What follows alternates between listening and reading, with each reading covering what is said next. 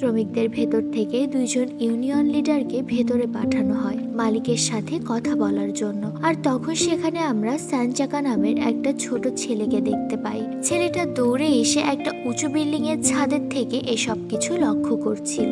আসলে স্যানচাকারের বাবা রুদ্র এই আন্দোলনের ভেতরেই ছিল।